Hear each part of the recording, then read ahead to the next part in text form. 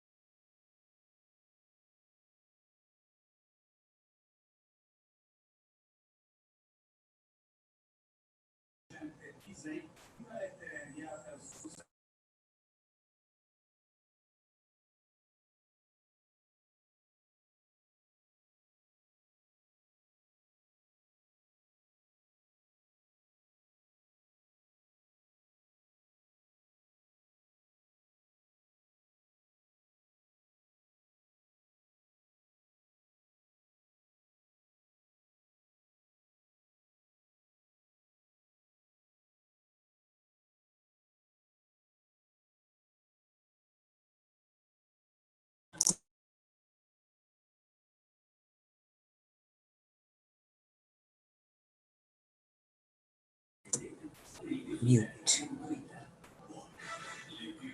Now it says mute.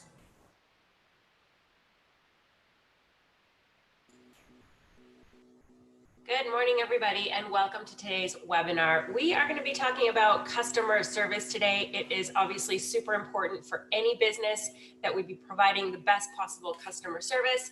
So many people nowadays find businesses or service providers by looking at the reviews online. So it's super important, of course, that we focus on customer service and ask our customers for reviews, because again, this is how people are going to look us up. It's going to help build trust in future clients. So definitely something that we want to be focusing on. So that's what we're going to talk about today. And we're going to talk about really customer service throughout the entire relationship. So, not just the initial phone call, but, showing up on time for showings, keeping the communication lines open during the offer process, presentation, and then of course, after closing, how to stay in touch with them, how to stay top of mind, following up with them systematically even after a deal is done. So really there's so many opportunities in real estate to provide customer service, not just at the beginning, but throughout.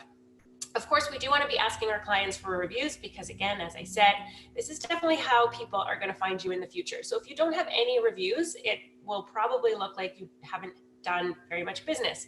So definitely reaching out to your clients and asking them to not only review you, but also Zolo as well. So obviously a lot of your leads are going to be coming from the Zolo.ca website. So asking them to review your timeliness in getting back to them, obviously the usability of the site, just asking them to really share their experience. It's definitely important to be asking for these things. People are quick to write negative comments, but they're not so quick to write positive comments. So if you do have a client who's super happy, and usually they're never happiest until the offer is accepted. That's usually when they're the most happy with you. So that's definitely a good time to be asking them to write a review. So ask them to write a review for Zolo as well, and then have a platform that you can also request personal reviews for yourself, so that when people Google you as a realtor, all of your reviews will show up. So as you can see here, this is a screenshot of the Zolo Google business. And you can see here, there's a link to the website. And then of course, there's a spot here where you can submit your review. So it looks like we have 235 Google reviews. I took a screenshot of this a while ago, so I'm sure we have more at this point. And I think we're up from the 4.2, but definitely asking people to review. And you can create a similar Google business for yourself, so that when they do Google your name, real estate, whatever area you're in, you'll have a similar looking profile to the Zolo Google business that you see here. So again, you'll have an opportunity to link your website. You'll have an opportunity here for people to review you as well. And that's going to be visible to anybody who searches for you. So really important. If you haven't done this before, you'll just want to Google business, and then you're going to want to sign up for that. It's going to ask you to enter in an address. And so what ends up happening is they send a postcard with a verification code, and that gets delivered to the brokerage, to our office in North York. So just ask the deals department to let you know when that comes in. They can take a picture of it and send it back to you, so that you can verify your address and set up that Google business for yourself, for your own real estate business. Super important to have reviews there. But of course, there's so many platforms that you can add to that. This is an example of how it would look for your own personal Google business if you were to set it up. But as I said, there are other ways that you can ask for reviews. So this is a screenshot of Valerie's Facebook page. So she's an agent here with us at Zolo, and you can see as well there that she has 5 reviews on her Facebook business page, all with a 5-star rating. So that's amazing. Definitely you want to be asking people to review you as well on there. So again, there are other platforms. There's one that's called, I believe, Rate Your Agent, and that one honestly is not so visible to the public. I know a lot of agents use it, and then they might have that on their website. So there's a link that people can easily go and take a look and see what the reviews are. But I think if you're really wanting more visibility, then I think the Google business and the Facebook business page are really the ways to go, and where you should be asking people to not just rate you with a 5-star, but hopefully they'll take a little bit of time and write a paragraph about how specifically you were able to help, how maybe they won in multiple offers with your assistance, all that kind of stuff. So even ask friends and family members at the beginning, if you haven't worked with so many clients, to just rate you, your personality, how you're helpful. So definitely asking for those kinds of reviews, because again, that's going to just show your credibility to future clients. So when you get those leads coming in from Zolo, if you're having an interaction with them, if you're communicating with them, whether it's in the CRM, or you're communicating with them outside of that, if they do want to do a Google search and just kind of verify, or learn a little bit more about who it is that they're speaking with, then reviews go a long way. So of course, another system that we have here at Zolo, I'm sure most of you are aware, but when you do go out on showings, if you update your activities, which you should, with the showing, so going to the client's profile and updating your activity that you've taken them out on a showing, make sure you're doing this at the end. And then what ends up happening is the Zolo bot does send out an auto text message asking that client how they rate their Zolo agent. In other words, you. So you may want to give them a heads up about that. Just let them know that if they have any feedback, they'll be getting, a notification probably, within a day of the showing, and then just ask them to rate you and to give any feedback, right? Maybe giving them a heads up, because there is the opportunity as well, not just to give you the 5-star rating, but then to say a little bit more about you. So just so you guys know where those end up, those reviews do go to your growth manager. They appear in your back end, and your growth manager will notify you if you get, a positive review or any review, and they can copy and paste that testimonial. If that client does write out a paragraph, they can copy and paste that testimonial, email it to you, and you can post that on your website as well. So there is a way that the Zolo bot assists you in getting reviews, but again, that's going to be internally. So you do want to be asking people for reviews on your more public platforms. So definitely something that's going to help you to really stay on top of all your clients and really be able to provide amazing customer service is obviously being really organized with your leads, right? If you have leads coming into your CRM and you're not responding to them quickly enough, or maybe you filtered them into the engaged folder without scheduling a follow-up and then you've sort of forgotten about them, obviously that's not going to translate into amazing customer service, right? You really want to stay organized and you want to stay on top of your CRM. So obviously here at Zolo, we have our own CRM. So again, I just touched on the fact that you can schedule follow-ups. So really use those tools that are in there, just so again, you can stay on top of your leads. So if a lead comes in and say, for example, they are interested in looking at a property, but they're not sure what their schedule is like and they're going to get back to you, don't leave it up to them to get back to you, because they may forget. So you don't want to be the one to forget. So you can update the activity for that particular client with a call yes, update the note saying yes, they're interested in viewing properties on Saturday at 1, and then schedule a follow-up for Thursday or Friday, right? To touch base, find out if they are in fact available on Saturday, so you can go ahead and book those appointments. So if you're doing that follow-up, again, that's just showing that you're really organized and you're really on top of the leads. So there is a way to do that within the CRM, and it's with that schedule follow-up button. So use that with every single lead. Personally, I know that if I just filter them into the engaged folder, they're going to be, for me, out of sight, out of mind. If you click on that engaged folder, it's just a long alphabetical list, likely hundreds of people in there. So it's going to be really hard to remember who you need to follow up with systematically. So use that schedule follow-up button to your advantage, so that, again, you can provide customer service to each and every lead that comes in. Yes, and you will see your scheduled activities right on the dashboard. So if you have scheduled something for Friday and it's Friday, you're going to see the scheduled activities for that day right on your dashboard. So it'll be really easy to stay on top of. Make sure you are doing all of your scheduled activities every day. You certainly don't want to miss anything, because then again, it'll just be out of sight, out of mind. So really making sure that you're staying on top of all of your follow-ups. Definitely having a system in place as a backup to that system. So the Zolo CRM obviously is amazing. You have those tools to schedule your follow-ups, but also maybe just keep a running list of who it is that you're speaking to, right? And there's a number of reasons for this. So you want to keep track of obviously who you've spoken to. I like to sort of set up an Excel spreadsheet in this sort of way. I mean, you can obviously add columns to it, but definitely I like to specify what type of lead they are. Are they a renter? Are they a buyer? Are they a buyer and seller? What's their name? What's their phone number? What's their email address? I like to also say what their price point is, just because, say, for example, in the future, somebody posts a new listing on Workplace, right? They're saying they have a new listing coming up. It's in Mississauga. It's listed for $850, whatever the case is. You might want to go back to that list and take a look at, okay, who did I speak to that was interested in that price point in that area? And then you can reach out to them and let them know that you're aware of a coming soon listing. So it hasn't hit the market yet. You're giving them the heads up. Again, that's another amazing way to show your value, what you're going to be providing to them as their realtor. So again, obviously that's going to translate to really great customer service, right? You're thinking about them.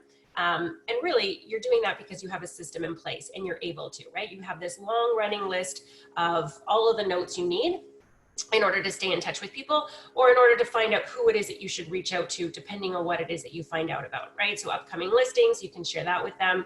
Another thing that I like to suggest as well is obviously keeping track of notes, but something that you don't see here is that you may want to add in a column where you have the client's URL in the Zolo CRM. So if you go to the client's profile, up at the top where the web address is, that's the URL, and that's specific to that particular client. So I like to copy and paste that also into my Excel spreadsheet, just so that if I do want to contact them, obviously I'm going to have their phone number and email address here, but it's nice to be able to click on that link and see if they're still active on the Zolo site.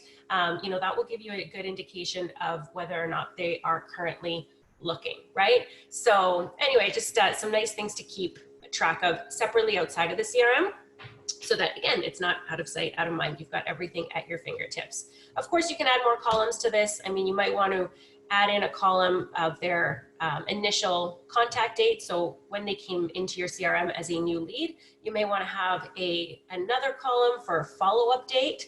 So that's another really important one to have. You might want to keep track of number of bedrooms, bathrooms that they're looking for. So there's a bunch of things that you can add to this.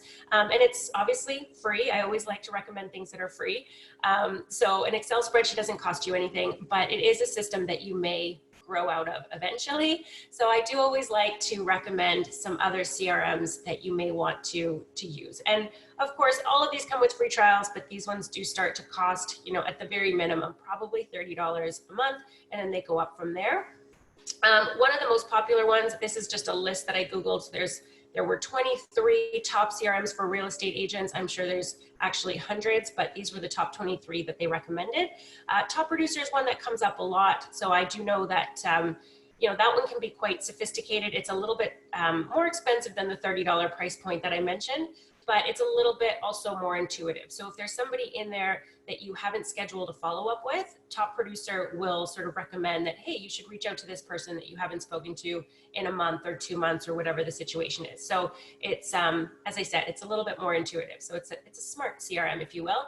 And then also with CRMs like this, again, it does take it a step further than that Excel spreadsheet. You know, you can, you know, if you've put in offers for a particular lead and you've verified their identification, obviously you have their birthdays on that you can see on their driver's license, and that's something that you might want to put into your CRM, and that CRM might automatically send out a happy birthday, right? So again, it's keeping you top of mind. It's making that particular lead or client feel like you're thinking about them.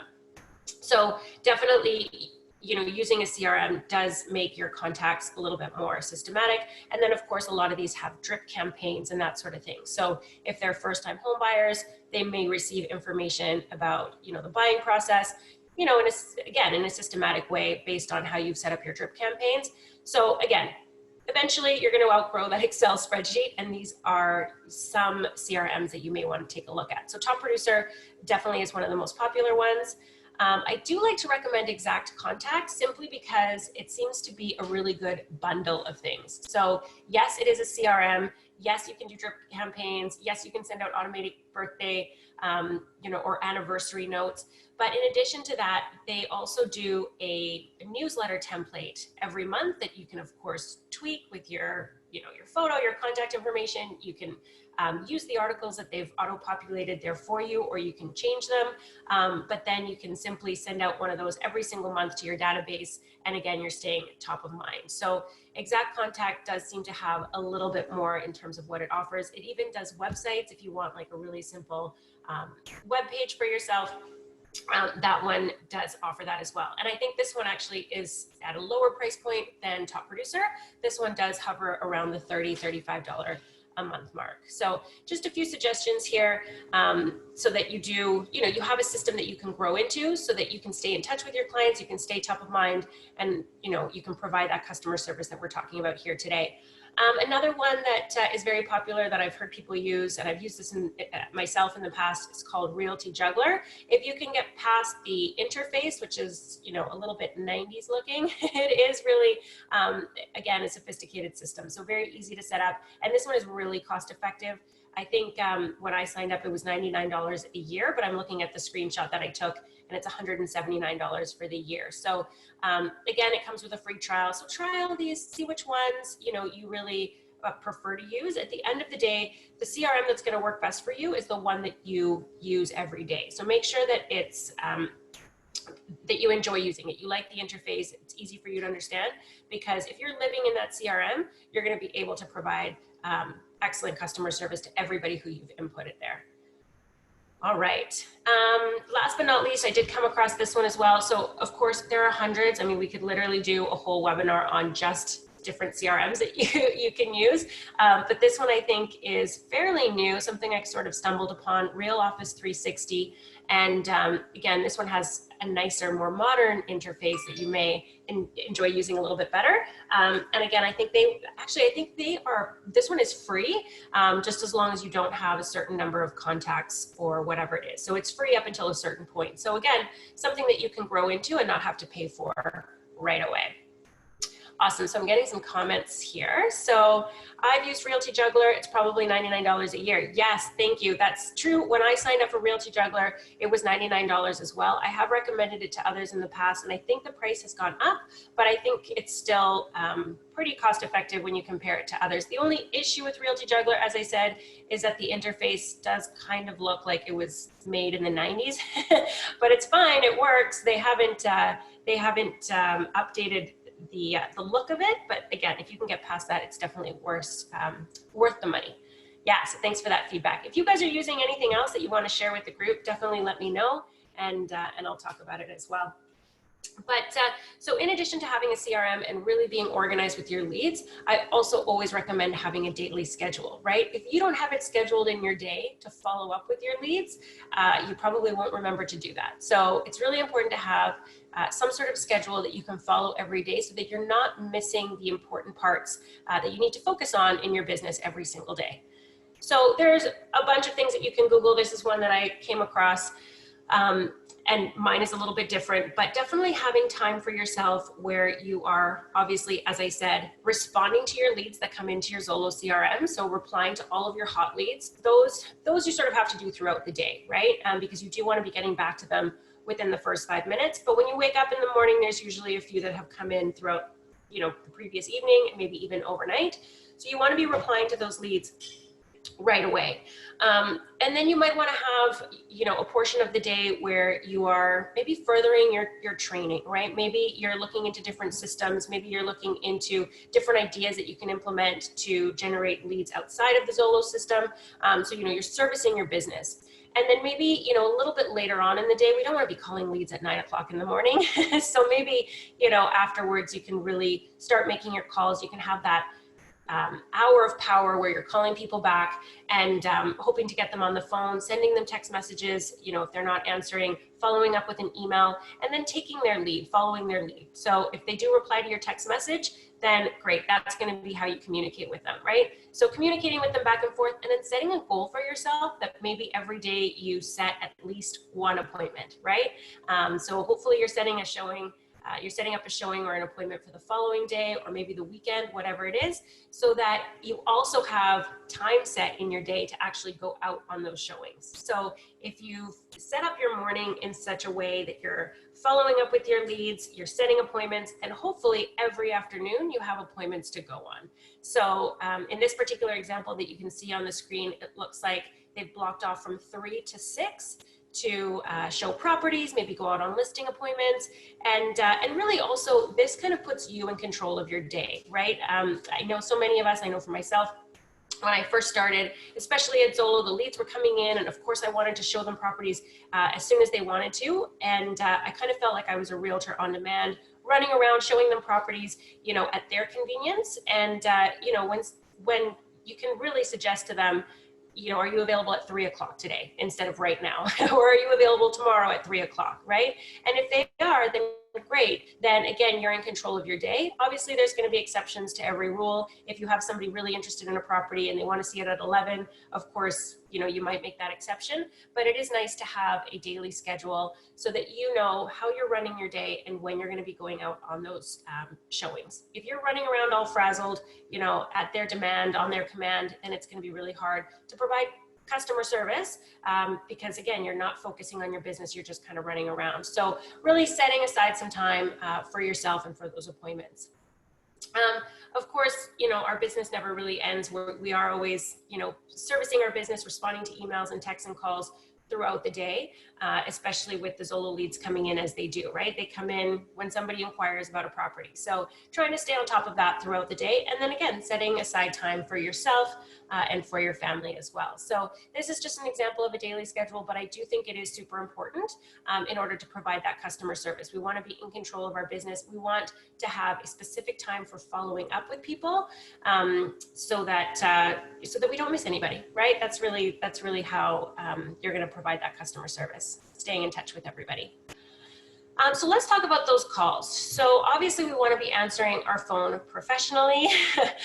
We want to be educating our leads on the process, right? We want to be asking them if they're familiar with maybe renting, buying, whatever their situation is. And regardless of their answer, we really want to be showing them that we are knowledgeable agents, that this is what we do, we're professionals, and you want to explain the process to them, right? That's going to also make them trust in you. And make them feel comfortable that you know what you're doing and you're going to walk them through it. So obviously calls come in all the time, or leads come in all the time. And so going back to that daily schedule of having time set aside for you to call people back, I did mention having a goal that maybe you don't stop following up, you don't stop replying to leads until you've booked at least one appointment, but you may want to set it up in a different way, right? You may want to set aside an hour a day, 2 hours a day, 4 hours a day to do your follow-ups or to do cold calling if that's what you want to do. Or you might even want to say, you know what, I'm going to make 50 calls, I'm going to send out 30 emails, and I'm going to send out 25 text messages, whatever it is. Just having some sort of goal so that you know what you're trying to achieve every day. I think that's probably one of the biggest challenges with real estate. Sometimes, we're working alone, we're working at home, and sometimes we're just replying. So taking control of your day and setting some goals for yourself. Again, I really like having that target of at least setting one appointment. I'm not done on those calls or follow-ups until I have an appointment booked for the following day or later on in the week. So, choose whatever you're most comfortable with, but definitely having a system that you're in control of. All right. And of course, yes, we've talked about this before, attitude is everything. You definitely want to be greeting your customers with a warm opening. So again, this goes back to answering your phone professionally, calling people back, introducing yourself from Zolo.ca, reminding them, I see you inquired about 123 Main Street. How can I help you? Right? You want to be treating your customers with respect, of course. You want to be connecting with your leads that are calling. You want to be talking to them, interacting with them, making them feel comfortable. Really, you want to be listening. That's why I always like to start out a call with how can I help you? Because oftentimes people will tell you their whole life story, right? I'm looking for a 3-bedroom. I'm looking in this school district. We need to find it before September. Awesome. So you let them speak. You listen to them, you don't interrupt, and then you can turn the tables on them, as I said, and you can ask them if they're familiar with the process. And again, as I said, regardless of the answer, that's your opportunity to educate them, right? So you're interacting with them, you're making them feel comfortable, you're making them feel heard, and you're educating them as well. Obviously, you're going to want to tailor your services to what it is that they're looking for. So if they do say, we need to find something by September 1st, no problem. I'm going to set you up on a search right now. I'm going to send you a list of what's available. Every day you're going to get new listings that match your search criteria. As soon as you see anything you like, let's jump on it. Let's go see it. So obviously, your service is going to be a little bit more urgent, right? Because their timeline is urgent. But if they're first-time home buyers and they're thinking about maybe next year or the following year, you're not going to call them every day, right? You're definitely going to have a conversation about the pre-approval process, right? What they're hoping to find. You can kind of dream a little bit with first-time home buyers. So you're going to tailor your services to them differently than you would if somebody has an urgent timeline. So that just goes, of course, as well to understanding their needs, so that you can tailor your services accordingly. And then, yeah, discovering the impact you have on your customers, exciting your customers, go above and beyond, right? So if you do have somebody who, for example, has called you and they're not in town yet, right? But there's a property that they really want to see. Right now, we live in the world of virtual showings, so offer to do that for them, right? Let them know this is a service that you provide, that if they really like something, you're happy to FaceTime them. You can walk through the property with them slowly. If they want to open doors or whatever, you can do that for them, so they have a really good virtual viewing if they're not available to see the property when the property is available to see. If offers are coming up soon and they're not going to be in town, or they're just really busy, whatever it is, then again, trying to provide some sort of service that is above and beyond what they expect. So definitely attitude is everything. So the typical call flow, so again, I've touched on this already, but opening the call with a warm greeting and opening remarks. So again, answering your phone professionally, really, essentially, is what this is. Introducing yourself from Zolo.ca so they know who it is that they're speaking with.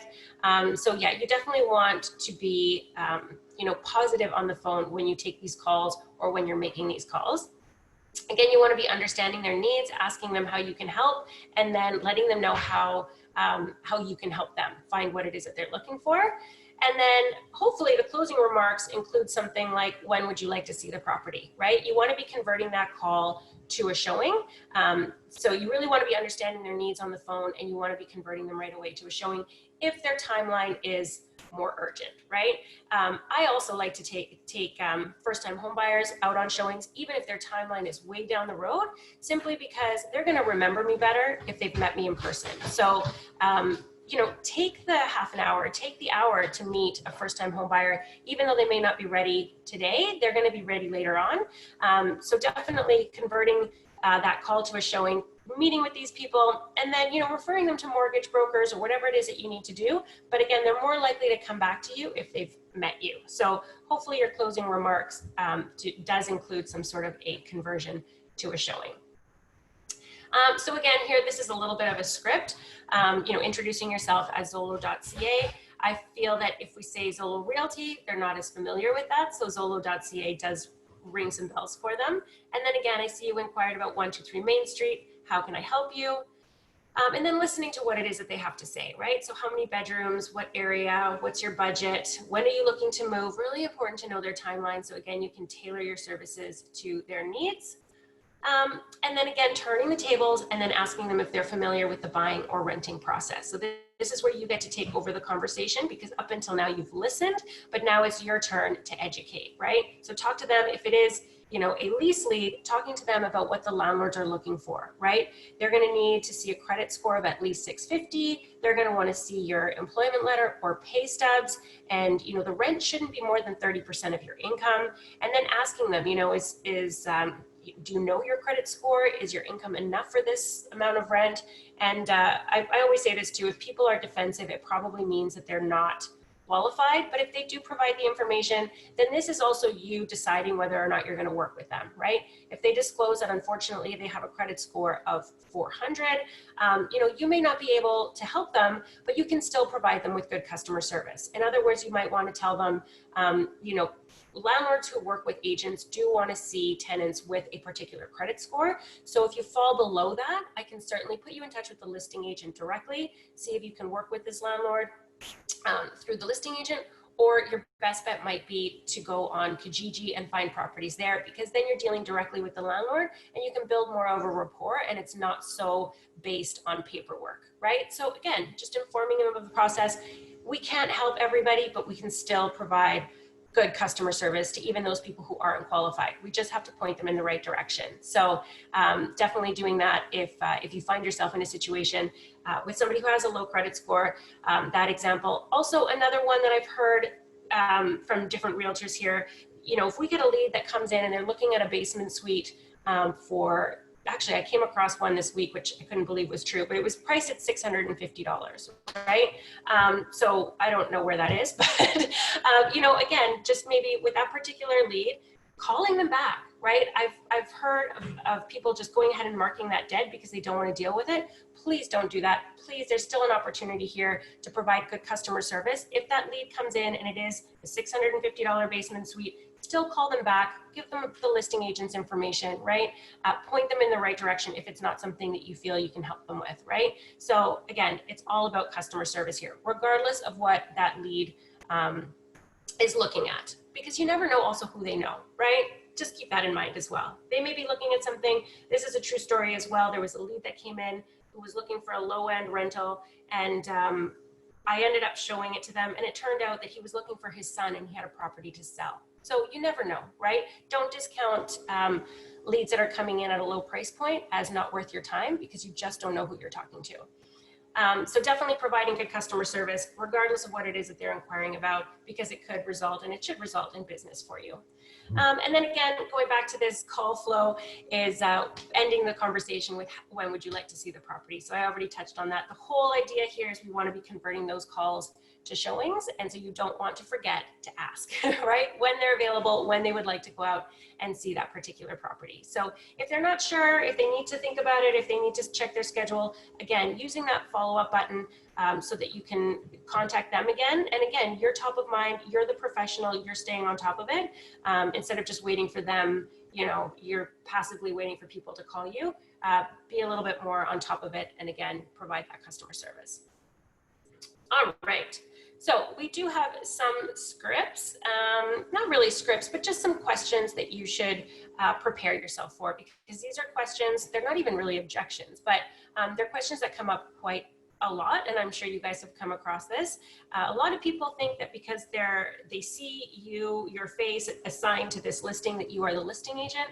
So if they do ask you that, just have an answer prepared as to how you're going to say that, right? How you're going to handle that question. So you may want to say you're a buyer specialist and you can show them any listing that's available online, right? So I kind of like to turn it around that way. Instead of giving them a no, you're not the listing agent, you can tell them what you are. You're a buyer specialist. You can certainly show them this property and anything else. So you can even let them know, instead of you having to reach out to all the listing agents individually, just let me know which properties you're interested in. I'm happy to schedule showings back to back. I can send you an itinerary and we can meet at the first property on Saturday at 1. Right? So you've answered the question, but then you've also kind of redirected the conversation to let them know what it is that you're going to do for them, right? And oftentimes people will say, oh, okay, that's great. Sometimes there are people who want to just, directly speak to the listing agent. I know some other agents do have responses to that as well, just in terms of, again, educating that lead as to, the listing agent really representing the needs of the seller. So if you're looking at a property to buy, for example, it is best that you have your own representation. So again, knowing how you're going to reply to these different questions, because these do come up quite a bit. Also this one here, I'm waiting for the market to change. So that one, I think especially right now amid COVID, people have been, waiting for things to crash. They've been, wanting to put in offers for well below asking, but that's really not the market we're in. So again, this is just an opportunity to educate and let them know, things are still moving quite quickly. I think really actually there's some opportunity here. It depends on who you're talking to, because for example, if they're looking for a condo downtown, those prices are so low right now, right? I mean, they can rent a $3,400 a month condo for $2,200 right now, right? And they lock in that rate for a year. So what are they waiting for, right? What is it about the market that you're, hoping will change? It depends obviously what they're looking for. But again, just having an answer that you have prepared so that you can address this when they say that, right? And it just comes down to educating them. If you need to send them, some sort of article, indicating that, prices are going up and they don't anticipate that changing, then that's just backing up what it is that you're telling them, right? So yeah, handling that question to that effect, depending on what they're looking for. If they say that they just started looking, that's great. Again, if they're a first-time home buyer or they just started looking, that's great. I mean, we can certainly take a look at some properties to see what's out there now, and then we can really focus on, property search within the 3 to 6 month period of when you're looking. But again, it's always nice to get to that meeting. I know some agents don't like to do that unless they're motivated, but what's going to make them choose you when they are motivated, right? If they just started looking, no problem, that's great. If there's something you want to see just to check out what's out there right now, I'm happy to show that to you. I'll put you in touch with my mortgage broker, talk to them about the process, right? So this is an opportunity again to just turn the tables and let them know how it is that you can help, right? You don't want to say, okay, well, you just started looking, then I'm not going to show you anything. That's not going to make them ever come back to you. So again, just providing customer service, taking that time, even though it's not going to result in anything maybe immediately, although you never know, right? So addressing that question with some information for sure. With this one, we just want the information. We just want the sold price. Again, there's opportunities here to ask questions, right? Yeah, absolutely. I can give you that information. You might want to ask them here too, while I'm looking that up, are you in the area? Are you a neighbor? Are you curious about the price? And, this way, you might discover that you're actually speaking to somebody who's considering selling, right? So again, just having a conversation, asking more questions, discovering what it is, why they want the information, and then provide them with the sold price. Let them know, you know what, I'm going to send you this listing so you have it. Somehow, some way, try to send them an email follow-up so that they do have your contact information. I always like to think, people aren't going to hang up the phone with any of us probably and enter, our name and numbers into their phone right away.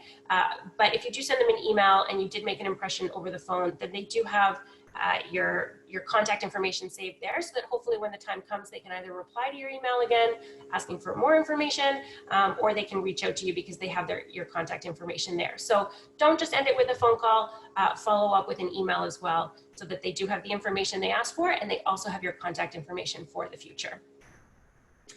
Same thing, if they're not ready to buy now, no problem, have a conversation with them about their timeline. And this just goes back to tailoring your service, right? So if they're not ready to buy now, that's fine. You're not going to call them every day, right? Instead, you may want to, you can do a bunch of things. I mean, you can set them up on a Treb search. You can follow up with them, once a month, twice a month, whatever you feel is necessary. Just see what they think of the listings that are being sent to them.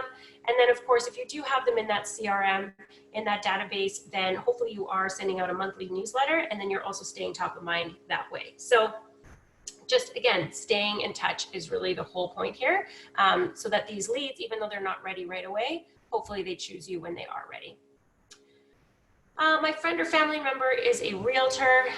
Okay, so there are going to be times, obviously, when they are already working with a realtor. And if that's the case, I always like to just verify, are you committed in writing to working with a realtor? And if yes, in fact, they have signed a BRA, then that really, just let them know they're going to have to deal directly with their realtor. And sometimes people are honest about that, which is always good. You don't want to be running around on showings just because their realtor is out on vacation. So really finding out if they are working with a realtor, then just letting them know they do have to deal directly with them. But if they have a friend or family member that's a realtor and they're kind of thinking about maybe using them, again, having an answer prepared for this, asking them how much experience that friend or family member has, right? Are they just a part-time agent? And then again, just sharing your value with them, right? This is something that you do full time. Definitely, encourage them to meet with more than just one realtor, the friend, the family member, yourself, maybe somebody else, and make a decision after meeting with everybody, because it is an important role. And you do want somebody who does this full time on their side. So again, just having some sort of, positioning that you can respond with. All right, so this one does come up sometimes. So again, sometimes agents just transfer leads and they don't really, post on the workplace group or whatever it is. I think actually this was happening more before the workplace group was implemented, but now people are putting or posting referrals on the workplace group, and then people are vouching for them, and then leads are getting manually assigned. But it used to be the case that, a lead would just be transferred and transferred and transferred, and nobody would call back. So this is why also I go back to, if it is a $650 basement suite, don't just transfer that out, but call them back, right? Even if you're not going to be able to help them with that, at least you can point them in the right direction as to what to do, right? So if they say I've called and no one's called me back, I mean, the only thing really we can do here is apologize. I'm so sorry. Your information was just sent to me. I'm calling you back now. Is there anything I can help you with? I'll make sure you're taken care of from here on out. So again, just apologizing and taking it over from there. And if it does turn out that it's somebody you can't help, then pointing them in the right direction. All right, so let's talk about that follow-up because that's what it's all about. Again, this goes back to having a system in place. So I already mentioned really having an email that you send after every conversation, just because again, that's probably how they're gonna capture your contact information. So there's a couple of examples I think here that I'm gonna share with you. So one is an email after you've had a conversation with a potential buyer. So you might want to thank them for their interest in particular properties, and then just let them know further to our discussion, I'll be sending you listings directly from MLS that match the following search criteria. And then you can set out there what it is that they're looking for, just to confirm, also show that you've listened, right? So you can specify the area, the budget, the number of bedrooms, the type of property that they're looking for. And then again, something that you might have already said on the call, you can just specify again, as a buyer specialist, I can show you any properties that might be of interest to you. Please let me know as soon as you see anything you like. And then I look forward to hearing from you, helping with your home search, whatever it is. The purpose of this is just to initiate that conversation or continue that conversation because you've already had an initial phone call, but then of course, having your email signature there so they know how to reach you back. In the example of a renter, you want to be calling them back or emailing them after your phone call, and then again, thanking them for their interest. And then in this particular case, you may want to attach a rental application for them to review. I don't usually say to complete the rental application before going on showings, just because it does ask for a lot of personal information and they haven't even met you at this point. So hopefully you've asked most of those questions that you would find on the rental application. You've asked those during the initial call so that you do have the information and you've already decided, yes, I'm going to work with these people. They sound qualified and their timeline is pretty soon. So you've already made that decision. So attach the rental application and then just reiterate your conversation that landlords do want to see a credit report. You might want to put in there, 650 plus. Letter of employment or pay stubs is going to be the next one. And then I usually say photo ID. I also like to give a heads up about the deposit. You don't want to be running around with people showing them properties for $2,500 and then they get an accepted offer and they don't have $5,000 readily available. So just give them a heads up. You'll also need your deposit ready, which is typically the first and last month's rent. Please let me know if you have any questions. I look forward to hearing from you and helping you with your home search. So something short and sweet, but something that, again, just reiterates that conversation, gives some more information, attaches the rental application, and of course attaches your contact information. So setting them up on a TREB search, whether it's a buyer or a renter, will also allow them to reply saying, we really liked property number 3, can you show it to us on Saturday at 1? Then great, you can reply back. So you're really making it easy for them to contact you. You don't want them to have to, dig for your number. So that's the purpose of emails, follow-up emails. And then this is an example of an email signature. So of course you can have it as fancy as you'd like, but do make sure to have your cell phone number. I know a lot of agents keep that a secret. Don't be a secret agent. Have your cell phone number so that they can contact you directly. Your email address, if you have a website, show that to them. And then hopefully you do have those testimonials that we talked about at the very beginning. You have that on your website. So again, that's building trust between you and that client. They're going to trust you more because they see you have worked with others before, they've been happy with your services. So, adding that to your email signature and allowing them to view your website. All right.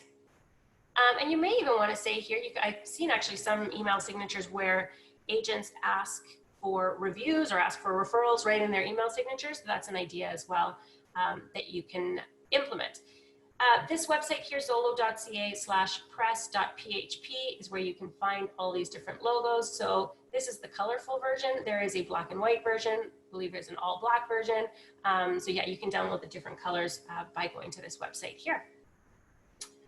All right, another really great way to show value is to have a buyer's presentation. So again, assuming that we're speaking to a buyer, you may have one for a renter, certainly should have one for sellers, right? We all have our listing presentation, hopefully, but something that really will set you apart is if you have a buyer's package as well.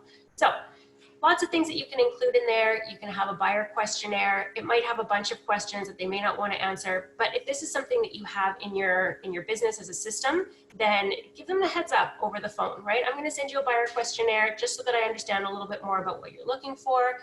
You can fill it all out, or you can just fill in the important pieces, or you can fill in none of it if you don't want, but it's just for me, it's helpful for me, just not mandatory. But I will send that to you, after our conversation. So here's a buyer questionnaire that you could include. And I've actually created this as a Google form so that it's not something that they have to fill out as a PDF. That kind of is not as easy, but a Google form is something that they could obviously just click on the link, fill in the blanks, and then submit their reply to you. So that's something that you might want to include in that email. And then of course you can also add some sort of a presentation, and this can include your introduction, right? Your bio, what it is that you've done in the past before real estate, how you bring that experience into your real estate career. So you might want to talk about that. You might want to talk about different hobbies even that you have, just to make yourself more personable, right? And maybe you find something in common, and maybe that's why they choose you, right? So lots of different ideas there. I always recommend Breakthrough Broker because it's free and you can download these templates from there. So they do have a buyer's presentation, and it's auto-populated with a whole bunch of different pages that basically you can tweak and enter your own information. So you can choose different colors depending on your branding, but this is a really good starting point for a buyer presentation. And something else you might want to include in a buyer presentation is, site Breakthrough Broker. I'm just typing this in for you. Breakthrough Broker. So yeah, definitely you can download free templates from there. Yeah, my pleasure. So what was the other thing? So yeah, so in your buyer presentation, so let me just go back to this here. You can have this that you can download as a PDF. Again, you can have a questionnaire that is in Google Forms for them to easily fill out. And then another thing that I think is super important to include with a buyer presentation, and you may not want to include it in your initial conversation or after, you may not want to include it in your email after your initial conversation with them, but maybe you save this for after you've taken them out on showings, where you send them examples of the forms, right? So if they are a buyer, you've got your buyer presentation, and then you're going to show them those explained forms that you can download from the OREA website. So you've got your agreement of purchase and sale. Each paragraph is explained in red, the buyer representation agreement, working with a realtor. So you can include those forms so they're familiar with the forms before you send them all of these pages for electronic signature, right? So it's just a really good way to prepare your clients, and having a buyer presentation in place is a good opportunity to share those forms with them. So again, they're prepared, they know what to expect. Having a buyer's roadmap, some sort of guideline as to what the process is. There's lots of things you can do. You can even do a video if you wanted, explaining the process, and just send that video over and over again to all of your buyer leads. Maybe, as I said, after the showing as opposed to after the initial call, just so that, since it's a little bit more information, you've already met with them once at least. So just having some sort of system in place that works for you. Lots of ideas there. As I said, of course, as well, showings. So we're talking about customer service. Please be on time for showings, be organized, have your lockbox code recorded in your calendar so you're not having to call the listing agent. You don't know where the lockbox is.